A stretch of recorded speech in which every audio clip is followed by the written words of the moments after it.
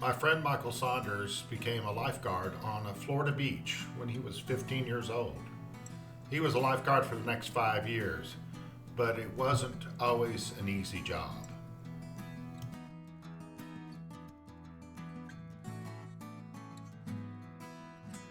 My fear the whole time I was down there is losing somebody.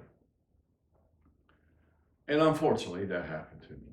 Um, we had a busy season. Oh, it was a busy time. Water was a little bit rough, but not bad. There had been a storm before, and so we had some wakes and stuff. And this, we had rules: no drinking out there. Don't want to see it. Now you can have a beer underneath an umbrella or whatever. That's your deal.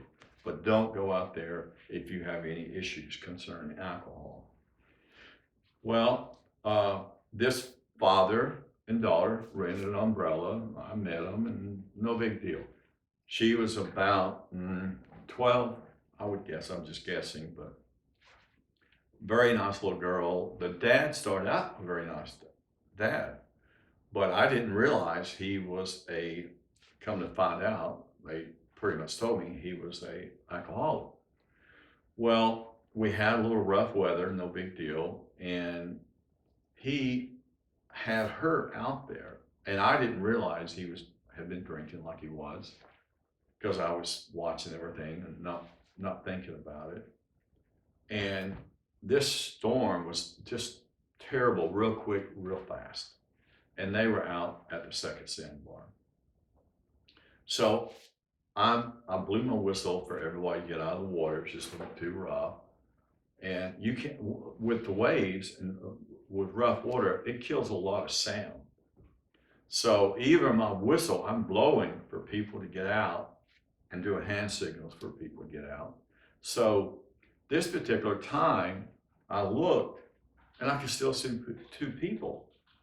And of course, I run and I'm blowing, and I noticed there was an adult and a child, well, an older child, and he was trying to get them both back, and he was having trouble. So I get up and I start running. I'm swimming out there, going out there. The waves were terrible. It was a flash storm, and I'm yelling at him, and I did not realize it. Of course, it was too late. He was drunk, and he was drowning, and he was about to drown that little girl. And time I got there, when I got there between the two, I saw her going down, and I'm thinking she's gonna pop back up. Well, at that time, the dad jumped on me, and he's a grown man. He jumped on me, and I was nowhere near the size of him, and I had to beat him off, and I wound up kicking him off. And I looked, I couldn't see the little girl. I went down, and the water was rough, but I hit her with my feet. So I grabbed her, brought her back up to where I could get her, and we get out.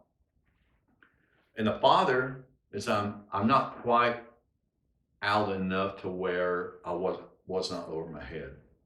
And I'm trying to keep her out because she'd already been underwater. So I kicked him, and I got him out, and I popped her up, and we got in. But she was out, and I'm like, okay, I'm gonna get this. And I started working with her. I turned her over. I started pumping her, and I'm like, okay, she's gonna call. She's gonna come to.